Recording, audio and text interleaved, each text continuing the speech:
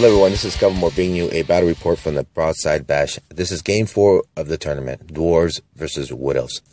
Now this opponent it seems I always play him in every tournament, or if not, he's sitting on the table next to me. And so this tournament's no different. We're here, he shows up, and I get to play him again. He's probably the person I've played the most out of anybody in a tournament scene. And he's a very tough competitor. He's very witty and very funny, so they're always very tough, intense games, and just a blast to play against. So, you know, if you look at my first video, I didn't play him in the Woodside Coast. He was there, but he happened to be there in 2 of the tables. If you look at the video for the Dwarves versus Ogres, he's the one that provided me the frog for the scenario. So, just a good guy all around. And so, our record usually stands, we're about 50-50 as far as our record. Well, he has one up on me right now. The last time we played was Dwarves versus Wood Elves again, and he absolutely tables me. So now the Dwarves are back with vengeance. We want wood for our kindle. We want revenge. And so, and to boot, my Dwarves roll ancestral grudge, armor white hatred. So we really are hating these elf players. So that said, one thing I'd like to mention is, I've had a hard time remembering to take pictures in this tournament, and you'll see that in almost every battle report with the exception of game 2. I forget game 1 altogether, and then, here I started taking pictures on turn 2. Not much happened, so I'll fill in the gaps. The deployment is almost identical, for the first turn, with a little bit of shooting here and there because we're both heavily shooting armies. With that said, let me move on to the next slide. So again, I forget to take a picture of deployment and the first turn.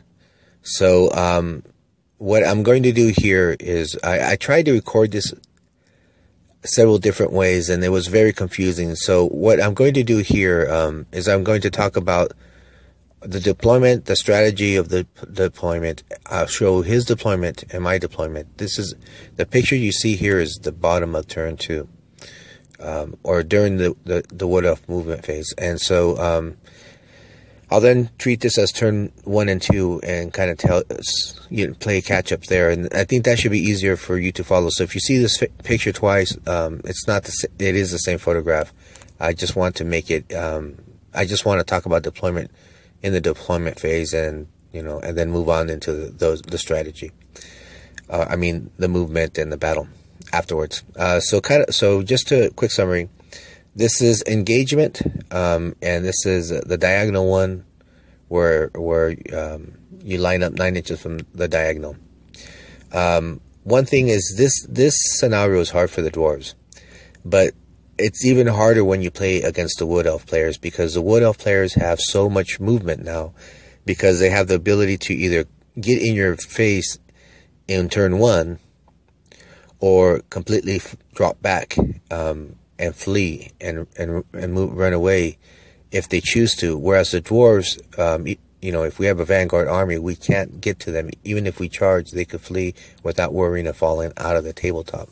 So this is a very tough battle for the Dwarves. On top of that, this is a wizard-friendly scenario. So 3 of the 4 battle points that you get for the scenario all assume that your opponent has a wizard, and if you don't, and that you have a wizard.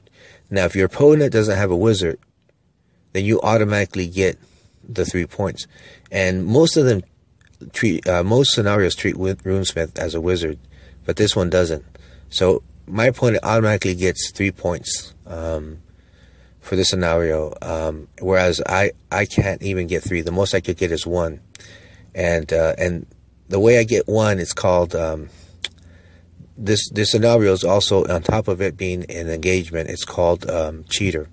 And so essentially what you do is you take a magic from from your opposing player's list, and if you cast it once, the minute you cast it, your opponent gets his magic back. So the idea is you're going to hold off as long as you can, and then cast it towards the end so that he can't use that magic against you, but then you get your 1 battle point. So that's kind of the strategy there. Now, going back to the deployment strategy, If there's two armies in the Warhammer that need the first turn, it's Wood Elves and it's Dwarves. So I know my opponent desperately wants the first turn, and so do I. I've played Wood Elves plenty of times, and if they get the first turn, my war machines are gone. And so it's important for me to protect the war machines. I know he's going to have some trick to get into my war machine deployment zone and take out my war machines. That said, with me getting the first turn, I get to wipe out any threat, and in addition to that, get an extra round of shooting. So the card that I'm going to play is I'm going to play the first turn card. Now the way I strategize and the way I play Warhammer is I'm kind of a worst case scenario type of player. And so when we go into this scenario, for those familiar with engagement or that are not familiar, the way it works is you roll off during deployment, and if you win the deployment, you get to choose whether you deploy first or second. If you choose to deploy first, you have to deploy all of your units, and then your opponent gets to deploy. And if the person that deploys second can only go first if he rolls a 1 out of 6, out of a 6-sided dice. So the odds of deploying first and winning the first turn are very high. So I know my opponent's going to use that strategy to get the first turn. And so again, I play the card that's going to give me the first turn. So now, not only do I get to deploy second, but I also get to get first turn. Now, he could foil that plan by playing the card that negates my card, or if he plays the same exact card, then we nullify each other, and he'll get the first turn. So it's a bit of a gamble, but I think the gamble is going to pay off. So sure enough, during deployment, he wins it, and he chooses to deploy first. And so he deploys very aggressively up in the front line. If you look at his deployment up here, you'll see that he puts his Dark Riders on the far left. Those Dark Riders that you see on the back close to the yellow dice, they were on reserve. So this is actually his first turn of movement that he actually moves them that far. His glade guards were a little bit farther back, so he knew that I was going to deploy on the hill.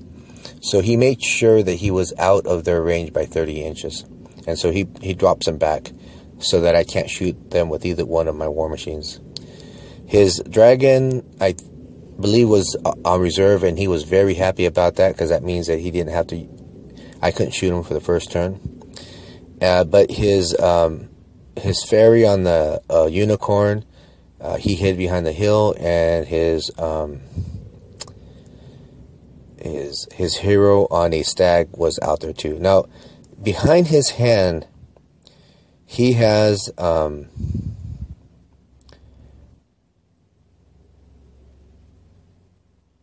unit of glade guards, and a little bit out of the picture where his hand is at, he also has a unit of 10 plus scouts. So this might be a bit confusing, simply because this is the bottom of turn 2 for the Wood Elves. So there's been some movement, but not much. Going from left to right, the Longbeards don't really move much. They're shuffling around 1 inch or 2, or looking to face the enemy. The Thunderers on deployment were aligned. If you look at where the Tree-Man Ancient was and the Longbeards, if you draw a line on their front, that's where they were at. During the vanguarding, they moved back as much as possible to, I think it was 6 inches back. This way, the Rune of Grungy would protect not only the Thunderers, but also the Flame Cannon. And on my turn 2, the Thane popped out of the Thunder unit, because the organ gun still wasn't covered. So here now he's covering all my war machines. Was not really covering the cannon, but I don't really care about the cannon. If you look at the very top, there's a red gyro. The red gyro was parked next to my organ gun, and on turn 1 he went to the dice where there was some scouts there. And then after that, turn 2, he moved to address the Glade Guards. And right, you see the Grudge Store and the Slayers, they were reserved, so they're really not on the board yet. And the white gyro was actually next to the tree. He had vanguarded up and then took 2 turns to get where he's at right now. So after deployment, next to the dice, he places his scouts. Now here I kind of do a bit of a jerk move. I feel bad, but then, you know, I still did it. And then, so here, you be the judge, if whether it was a wrong thing or not. So my opponent puts his scouts down, and without even asking, he starts vanguarding up all of his troop types. Now normally, if I have scouts, or if I have vanguard, I'll announce, okay, I have scouts or I have vanguard. But I don't have scouts, so I say, do you have scouts? He says yes. He deploys his scouts out there. Then automatically he starts to vanguard. It doesn't give me a chance. Now here's kind of where I feel kind of bad. See, I had no intention of vanguarding. On top of that, well, I did. I was going to probably vanguard my Thunderers back. I just wanted to see how aggressive his list was, or what kind of where he would place his scouts, and that would allow my my Thunderers to vanguard, because inside of the unit of Thunderers I have my Thane that has the rune of Grungy, and I specifically take the rune of Grungy for Elves. With their shooting, I need to protect my war machines. So that's kind of the only vanguard I plan to do. I don't plan to vanguard my gyro that was placed next to the tree. But he vanguards his treatment up, and I realize, wow, he's going to be on me on turn 1. And so I say, hey, wait a second. I need to vanguard. I also have vanguard moves, I say. So we roll off, and I win the roll off. And so what I do is I advance my gyro up 13 inches to his tree man, so that I allow him 1 inch of vanguard, but that's it. I don't allow him to vanguard anymore, so that I still have a buffer. And so my opponent, you know, we're buds and all, but he gives me the dirtiest look, and it's not one of those he's playing around dirty looks. He gives me a dirty look, and you know, I still vanguard, and I still, you know, put him where I put, and I kind of figure, you know, this is why we need to declare it. And also at the same time, you showed me your hand. So I don't know. I feel kind of bad, but at the same time, you know, I still did it. I still did the move, and I still took advantage of the fact that he told me pretty much where he was going. So anyhow, that said, it's my turn 1, and I put the only movement I do is I then move my gyro away from the left flank, and I move him towards my Longbeard. So this is actually the bottom of turn 2, and so it takes me 2 turns to get my gyro there. And then my Slayers get on board, and so they're in the middle of nowhere. You could see where his tree man has advanced. I'm afraid that my Slayers are not going to be able to get there in time. To protect that flank. In my shooting phase, I had mentioned before that he had put his scouts next to the dice, and so with my on the first turn, I advance my gyro up, and I shoot at his scouts, and they go from 10 to about 4. So I'm thinking, okay, the odds are very low for them to actually do any wounds to my organ gun. So I don't fire any more at them. I fire my organ gun into the tree man, and I get him down a few more wounds. I use my cannon, my flame cannon, and I get him down to a few more. So he's down to 1 wound left. And then I use my my cannon to try to wound his fairy on a unicorn, and I get her down to 1 wound as well. No, actually, I take it back. I'll go, of course, again. my cannon doesn't wound. She has a 4+ ward save. She saves on a ward save. But on his turn 1, he casts magic. I think it's regrowth on his tree man. So now it's back to full wounds. And then on top of that, I think the special attribute for the lore of the Wood Elves, which I wasn't aware of that before this, is they kind of allow them to get more wounds, right? I think it's like familiars, but it really is they're allowing them to have more wounds than than the profile they start with. So now it's going to be very, very hard for me to kill that wizard, because not only does she have a ward save, but now she has about 6 wounds on her, because she has up to 3 familiars in addition to her base 3. And so essentially, this is turn 2, and my shooting has not done anything. He's with the exception of taking the scouts down to 4 wounds on the first turn. That's all that really benefited. That's all the real damage I did. Now on his turn 1, oh my gosh, he combines his Glade Guards that are on the far back and his 4 scouts, and he takes my organ gun down to 1 wound.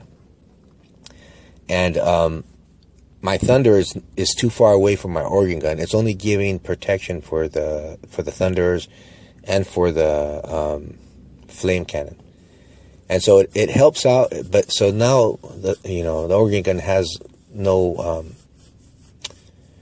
It's down to 1 wound, and I realized it was a mistake not to focus on his scouts on the second turn and get them out. So what I do on my second turn is I fly over and park next to his Glade Guards, and I flame gun that unit, and I reduce that unit to half. So now they go from a unit of 20 to a unit of 10. My organ gun is forced to shoot the rest of the scouts, and so I deplete them. They're deleted now. I move my Thunder back next to the flame cannon, so now he's protecting all of my war machines. As you can see, on the first turn, because my Grudge Thrower was a reserve, it comes on the corner edge of the tabletop, and I can't use it on the first turn. On the second turn, I use it on the unicorn, and I realize I'm just not going to do any. I just can't focus on killing this thing. I do 3 wounds on it, but on the second phase, it casts magic again, and it replenishes it. So I know that it's going to be. I know that the only way for me to beat that model is by beating it in hand-to-hand combat. But I don't know if I'm going to get there in time. I'm so far out of the battle zone. If he's smart, he's only going to take out my war machines. By the time my Longbeards and Slayers get there, chances are he's going to do enough damage and be able to flee or get flank attacks on my Longbeards that he's going to be able to piecemeal my units because they're so far apart. So I'm very nervous right now. Things are looking very bad for the Dwarves. On his first turn, his Dark Riders come on. He advances them up to where you see him, still behind the hill so that my cannon can't see them. And he brings his dragon behind the hill. Now, this is Swedish Comp, so hills in Swedish Comp are infinite, so they completely block line of sight. He advances his unit of Glade Guards just to get in range to shoot my flame cannon. Actually, he makes a mistake the first turn to shoot my Thunderers, and he finds out how hard it is for regular elves to do damage on dwarves. He's hitting me. He has that the bonus where they don't have any penalties to shoot, so he moves and long range. He's still hitting me on 3s, but he does maybe 1 wound at most. And my Rune of Grungi is just protecting me, so he's really not doing much. So on his second turn, he focuses all his shooting on the flame cannon. Now, you kind of can't see him, but if you remember on the previous slide, my Longbeards, he has a special character that has the sniper and killing bullet ability. So here I kind of explained, I have only one opportunity to get a battle point, and that's if I cast the magic that I stole from one of his wizards. And wouldn't you know it, on the very first turn, he snipes my character and he takes his spell back. Oh, it was so frustrating. So I've given up three points automatically to my opponent, and he's denied me all points possible. So the best I could do on this scenario is now a 17 point. Frustrating. After the first turn where his character snipes my champion, I'm so frustrated. This guy's going to be sitting here. He's not a real threat, but just a thorn on my side, and he's going to keep on harassing me. So and it works. I end up moving all of my gyros over there to get him, and so I eventually, by turn 2, have him in a position where there's no way where he could move around me. And now my steam gun and my my gyro with the brimstone gun are all shooting at him. I'm fit to get rid of this guy. I'm just frustrated with him. So anyhow, during the deployment phase, my Thunderers move back as much as possible to block the flame cannon, and I leave my Thane in there for the turn 1. If you look at the very top where the gyro is at, he started next to the organ gun, and by the dice that you see there, the orange dice in the top middle screen, he had a unit of about 10 scouts, and I know they're the threat. They're the guys that have, I think, the ballistics, the guys that hit on 2. I think they have a ballistic skill of 5 or 6. So I know they're going to take out my organ gun on the first turn. So it was so important. So I was so glad that I got the first turn. Now, I advance up, I steam gun his unit, and I bring him down to 4. And at that point, I'm no longer worried about the unit. And so, and that, by the way, was a very big mistake, a very big risk, not thinking things through. Okay, so that's kind of what happened in turn 1. On his turn, his scouts stay where they're at, but he advances his Glade Guard, and he focuses all his shots on that organ gun. And boy, do I get lucky. He takes it down to 1 wound, and I'm thinking, what a mistake. I forget how good elf shooting is. They're not really good at taking out rank and file, but they are exceptional at taking out war machines. The fact that anything wounds on a 6 means that enough wounds are going to go through to get through the war machine's strength, and with no armor save, they're just going to get wounded. So so on my turn 2, I pop my Thane out. I keep him 3 inches next to the Thunderers, but now his Rune of Grungy is going to protect the Thunderers, himself, the flame cannon, and the organ gun. I think he's out of range from the cannon, but I don't care about the cannon. So then what happens now, so I'm frustrated now because my organ gun is forced to take out the scouts, and I just think it's a waste of a shot. But if I don't get rid of them, I'm gone by the next turn. There's only 1 wound left. So I advance my my steam gun to get a flank shot at the Glade Guards, and he ends up taking about half, I think 7 or to 10 models, I forget how many it was, but essentially he significantly reduces the risk there. The organ gun pretty much purges the scouts, and so and then by turn 2, my cannon and my grudge thrower and my flame cannon, actually it was just the grudge thrower and the cannon, they focus on the tree man, and I bring them down to 1 wound. So things are looking good. I'm going to get rid of this threat real soon. My cannon does 2 wounds off of his little fairy that you see back there, and so things are looking really good on turn 1 and turn 2.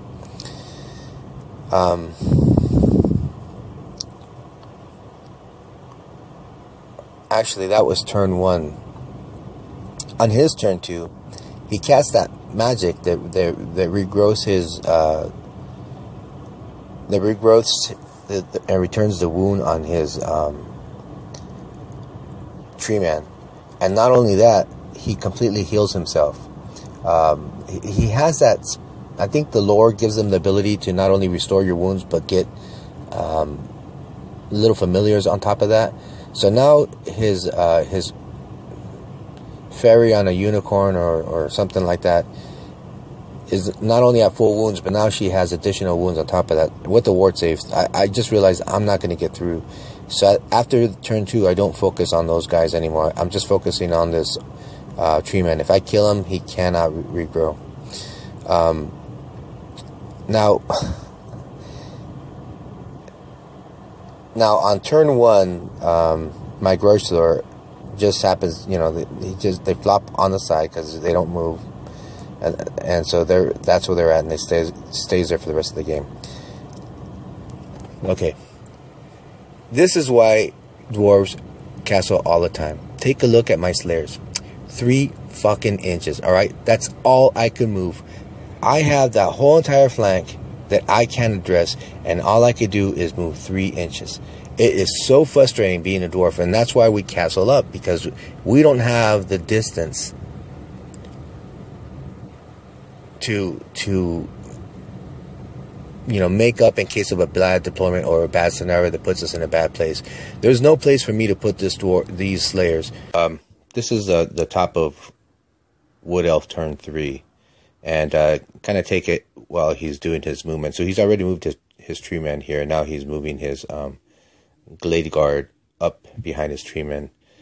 He continues his right assault on my flank by moving his stag forward and his fairy forward as well. On the left side, he moves his Dark Riders. Wild Riders. You know, I keep on interchanging Dark Riders and Wild Riders, but you know, from a dwarf point of view, they're all the same, right? So anyhow, he moves them to my left flank, and he puts his dragon between his Glade Guard and his Wild Riders. For his magic, I had withered down his Enchantress and his Tree Men, but his magic, he heals the Tree Men, and he has that special lore attribute that restores his wounds and also gives him additional fairies to protect him. So at that point, my shooting pretty much has not done anything except for getting rid of the scouts that were threatening my organ gun. His magic phase, he doesn't do anything as well. I think his treeman, when he moves up there, he takes a shot at my thunderers and does some wounds. Okay, so this is the top of my turn 4, or the bottom of my turn 4. And so what you see here is not a lot of movement on my side. Now that I've gotten rid of his threat, that little hero, the sniper hero, I moved my gyro out to redirect. I'm thinking that his Wild Riders are going to charge, and I want to make sure that he can't get 2 Wild Riders to charge my Longbeards. And so I redirect with my gyro, knowing that he has a very long distance charge to make that. Now that's not too far for the Wild Riders, but the Longbeard is a bit longer, and I leave that the other gyro next to the flank so that it cannot get charged. And then on his shooting phase, he wises up and he realizes that he can't wound my thunders. He's been shooting at my thunders for the first 2 turns, and so what he does is he starts focusing on my organ gun and my thing. And on the first attempt of shooting at my thing, he brings him down to 1 wound. So I only have 2 wounds, right? So now all the shooting brings him down to 1 wound. So another round of shooting that's successful, and all of a sudden my Rune of Grungy is no longer going to protect those vital organ war machines. And that's what he's kind of staying at bay for. So what I do now is I don't want my thunders to be flank charged or my thing. So I move my gyro right in front of his Treeman Ancient. And that's pretty much it for movement. And again, all shooting is focused on, you know, I kind of lose my focus. He has so many viable targets. I can't shoot at the treeman because I blocked my line of sight. So now I'm shooting at the stag, and I'm shooting at the dragon with my cannon and grudge thrower, and of course they do nothing. My organ gun is shooting at this fairy, hoping to get her down, but with the ward saves and all that extra wounds that he gets, I just can't do anything. So at this point, you know, I'm frustrated with that. With my shooting, it's just been ineffective at this point. The only real success I've had is I've taken out his scouts. So just real quick, I don't know if I have mentioned it already, but or if you haven't figured it out, but red arrows here represent the charges, and the green arrows represent movement, and the stars represent hits, not necessarily wounds. So one thing is I forgot to take photographs of the bottom of his turn 4. So what you see here is the bottom of my turn 3, and I just supplemented the photograph with the movements. So if we go from right to left, you know, I thought I was brilliant in redirecting his tree man with my red gyro. So the way I planned it is when he charges my gyro, he'll, you know, most likely he's going to destroy it. And if he chooses not to overrun, there's another turn of him just standing there in front of me. And if he chooses to overrun, then he's going to land in front of my thunderers, and I have my thunderers and my war machines to try to dispose of the tree man. But what he does is actually pretty clever. He just moves around my gyro and places himself right in front of my thunderers. So and then, you know, and then shoots at my thing.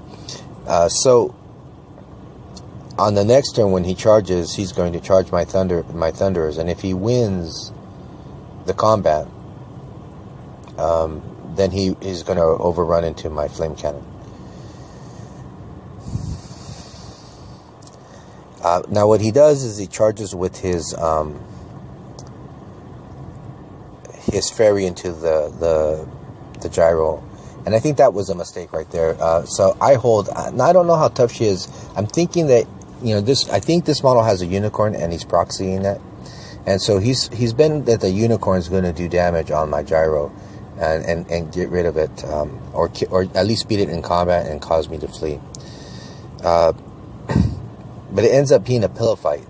I don't think he does any wounds on me. He wins by 1 for the charge, and I hold. On the left side, now after that combat, he does something that I don't think it's ethical. It might be legal, but I don't believe it's ethical. I think it's, you know, I don't know. Anyways, but then again, who am I, right? I've told you what I did in the beginning of the game, so who am I to judge? But he does something that, and I don't know, let me know if you guys think this is either legal or illegal, if you guys happen to know where the rules would be to allow it. But we actually got the TO to have rule on this, and he ruled in his favor. But what he did was, when he charged his fairy in, he was kind of hooking on one side. And when he saw how close and when he lost that combat, so he had charged to get advantage so that he could overrun into one of my war machines. But when that combat didn't go his way, he rolls for reforming, and all he does is slides his model into the caddy corner of my gyro. So he, and the intent there was, he was trying to get away from my slayers, so it made the charge from my slayers, there would have been maybe a 7-inch charge, and he slid to maybe a 10-inch charge because of the angle. So I now needed to roll, I think, a 9 or a 10 to make that charge. And so yeah, anyhow, the TO ruled that it was legal, and I don't know if it is or isn't, so I definitely want to hear somebody else's opinion. I'm not sure, though, if it was legal, I'd still do it. I think you know, I'm old school. You didn't slide. You didn't slide, and I kind of still play that way. So anyhow, going on to the left side, he issues 2 charges, and this kind of surprises me. What I was expecting him to do is charge with his middle one into my gyros, and then just kind of advance and get a little bit closer. But this is, I guess, a desperate move. So what he's trying to do here, and I don't realize it until after he declares his charges, he's going to try to get his dragon to hit my gyro and his dragon riders to hit my longbeards. And the dragon will win the combat, most certainly, if he makes it, and then overrun into my longbeards. So now he gets to use the dragon in combat twice. And I hold because I'm thinking, well, you know, the dragon might make it, but there's no way his dragon riders are going to make it. It's just too far of a charge. I think he needs to roll an 11 or a 10 to get there. And he makes both charges. Oh my gosh. So now I'm in trouble. So, and then all he does is he doesn't elect to use his wild riders to support the longbeards. He moves to the center to, I guess, support his glade guards for a charge attack with the thunders. On that combat, he obviously kills the dragon. Has no problem killing my gyro and overruns into my longbeards. So I'm forced to issue a challenge with my my runesmith, and since he doesn't have a challenge, but it wasn't enough to kill my second rank. I still had a second rank, and my rank with great weapons and my hero were able to completely wipe out his dragon riders. He still wins the combat, but I turn around and reform to face the dragon.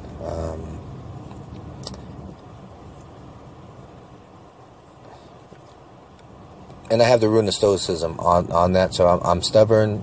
I lose combat. I stick around.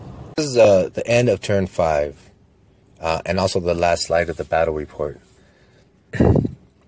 So I mentioned in the previous slide that the dwarves were my dwarf slayers were in very good position to make a charge. They were like 7 inches away, and after the shuffle, they're now in 10 inches away. And so now. So now that's a very unlikely charge to make, but let me take a moment to pause and talk a little bit about dwarf tactica and dwarf mentality. And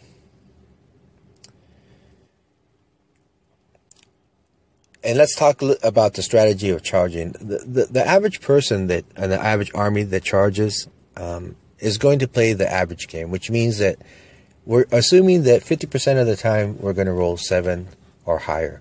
And so when you measure a charge distance, you typically want to go, I'm going to roll 7, and then plus my movement, and that's going to be my charge range, and that's where I'm going to be comfortable charging. And the reason is because if you fail the charge, you take the highest dice roll, which on average, if it's 7, it's going to be 4, right? 4 or 3. So for a human army, or the average army that has a movement of 4, a failed charge means that you're going to, on average, roll a 4, and you're going to lose 4 inches on your movement. For a fast-moving army like Elves that move 10 inches will now, on average, roll 4 on a failed charge and lose 6 inches. And so you get it. The faster you are, the more disastrous a failed charge is, because you move a lot less. But for the dwarf player who moves a max of 6, a failed charge is 4 inches, which means we lose 2 inches only. And that's really not a lot for the reward that you get on a successful charge. So from a dwarf mentality, if you have any intentions or any inclinations of charging, even if you need boxcars to make it, there's absolutely no reason not to declare a charge. And so I declare a charge. So the Slayers make the charge. It's a flank charge to the ferry. And that's it for movement. On my shooting phase, my Organ crewmen are just tired of getting shot at. They're tired of the fact that their shooting has been abysmal. So they pack some extra gunpowder into their organ gun barrels, and they let the treemen have it. And they caused 10 wounds. I'm not gonna lie. It felt so good. I was like a fat kid on the candy store. I think that was a highlight of the tournament. So anyhow, we move on. And so things continue to go my way. We move on to the combat. And I believe that my opponent issues a challenge, and I accept with my Thane. And so the combined focused attacks of his hero and his dragon still aren't enough to kill my Thane. I have the one that gives you an extra wound and a toughness of 6. And so so then my hero focuses all of his attacks on his hero, and I kill him. And so then but the dragon sticks around. Then we move on to combat with the fairy and the slayers. And it's really a pillow fight. The ward saves are just too much for my slayers, and I really don't do any damage. But I start the combat with 6 combat res higher than my opponent because of the charge, the flank, and the ranks, and the standard. So she needs Snake Eyes to stick, and she breaks. And so I pursue with both the gyro and the slayers. And things continue to go my way again. So the slayers crash into the hero on a stag. The gyro lands right on the flank of my slayers, preventing a flank charge from his wild riders. And it looks like if the wild riders charged the gyro, they'd hit the flank of the slayers, but they won't. And so my opponent kind of surveys the table and realizes he has nothing to answer the rest of my unit with, and concedes the game. So it's a major victory for the Dwarves. Anyhow, this is Calmore signing out. Thank you for listening, and I'll see you on the next battle report.